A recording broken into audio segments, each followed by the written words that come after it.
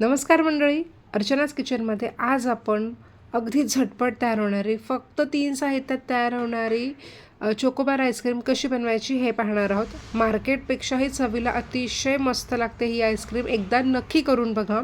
चला व्हिडिओला सुरुवात करूयात. तर इथे मी 1 पॅक अमूल फ्रेश क्रीम घेतलेला आहे. तर कुठल्याही किराणा स्टोअरमध्ये हे अमूल फ्रेश क्रीम मिळतं.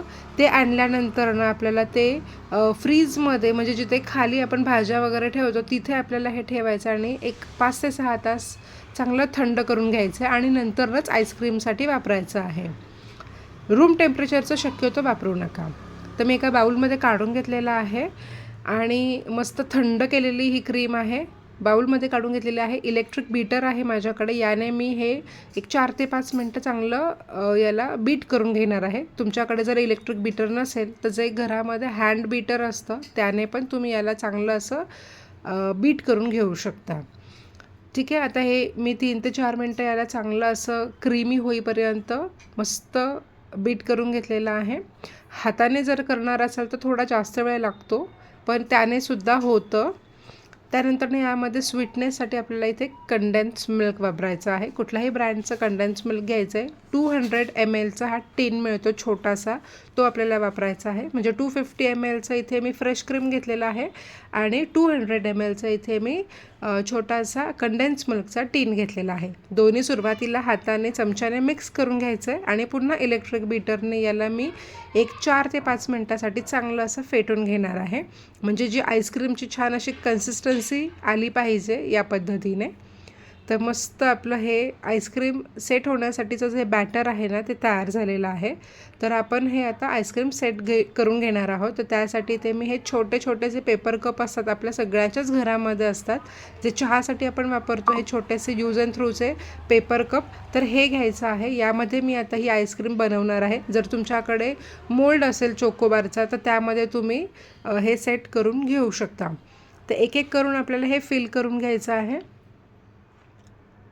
तर एवढ्या मिश्रणामध्ये साधारणपणे या छोट्या आकाराचे आहेत ना 10 चोकोबार तयार होतात, पण चवीला अतिशय अप्रतिम लागतात. आपण मार्केटमधनं विकत आणतो अगदी त्यापेक्षाही भारी तयार होतात.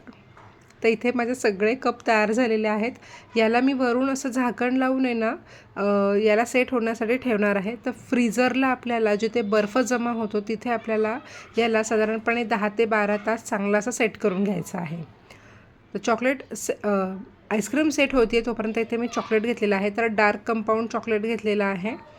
याचे मोठे मोठे असे बार कट केलेले आहेत आणि हे डबल बॉयलरने आपल्याला मेल्ट करून घ्यायचं आहे. तर खाली एका भांड्यामध्ये पाणी ठेवलेलं आहे आणि त्यावर हे बाऊल आपल्याला ठेवायचं आहे आणि सतत या पद्धतीने ढवळायचं आहे.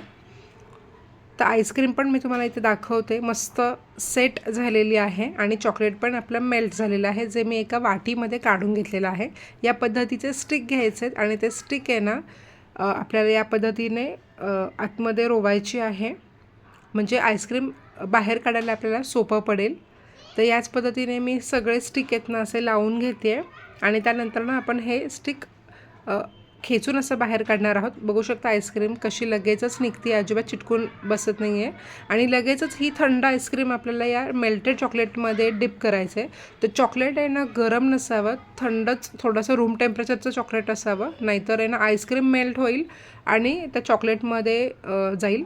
तर या पद्धतीने आपल्याला हे डिप करायचं आहे. तर इथं मस्त आपलं झटपट असं हे चोकोबार तयार झालेला आहे. नक्की या पद्धतीने हा चोकोबार करून बघा. फक्त अगदी 3च साहित्य लागतं.